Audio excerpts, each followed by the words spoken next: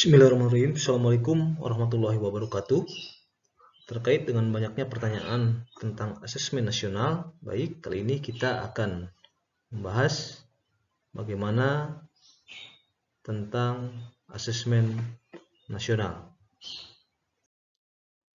Asesmen nasional itu merupakan evaluasi yang dilakukan oleh pemerintah untuk pemetaan mutu sistem pendidikan pada tingkat satuan pendidikan dasar dan menengah dengan menggunakan instrumen asesmen kompetensi minimum atau yang dikenal dengan AKM, survei karakter, dan survei lingkungan belajar.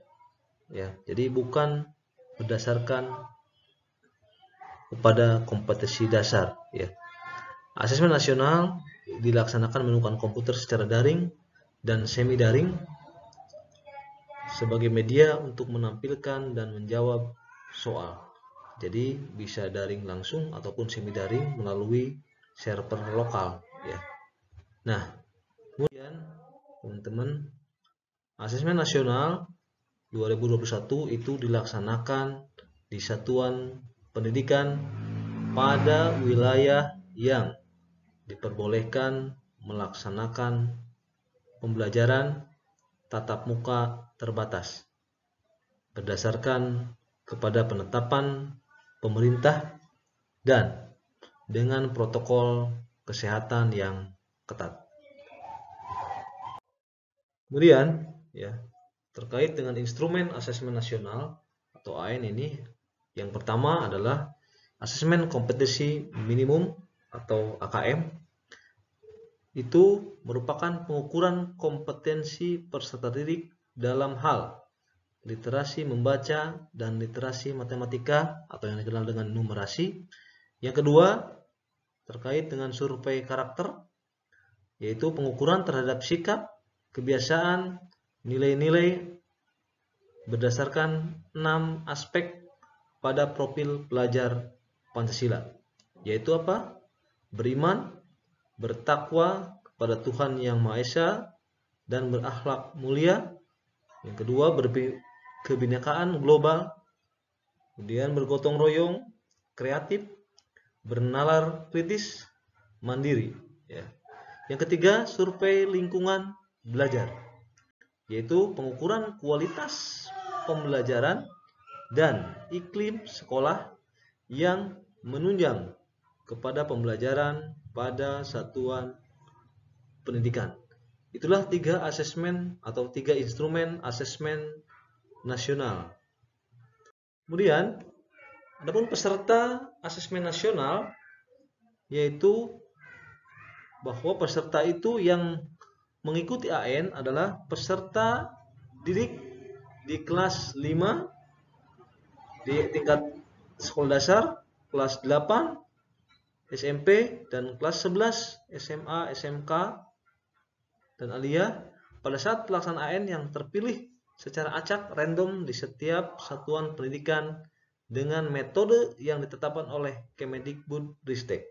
Jadi bagi Bapak Ibu orang tua yang putra-putrinya tidak terpanggil untuk mengikuti asesmen nasional, ini bukan masalah sekolah, ya.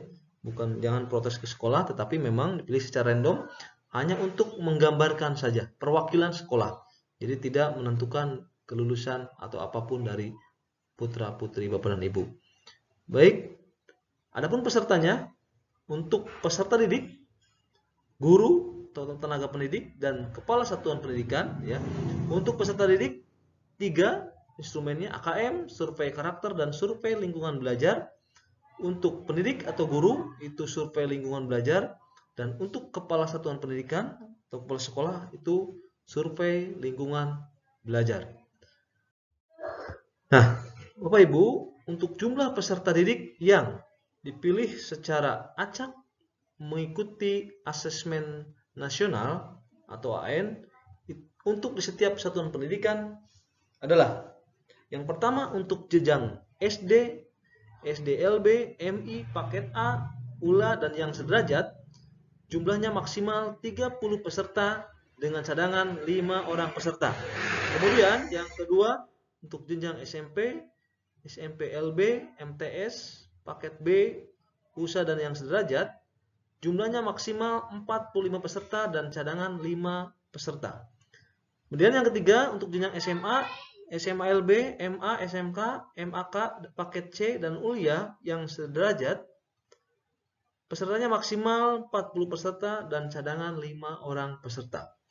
Dengan syarat tentu saja peserta didik itu masih aktif pada satuan pendidikan tersebut. Demikian, terima kasih terkait dengan asesmen nasional. Mudah-mudahan bermanfaat. Assalamualaikum warahmatullahi wabarakatuh.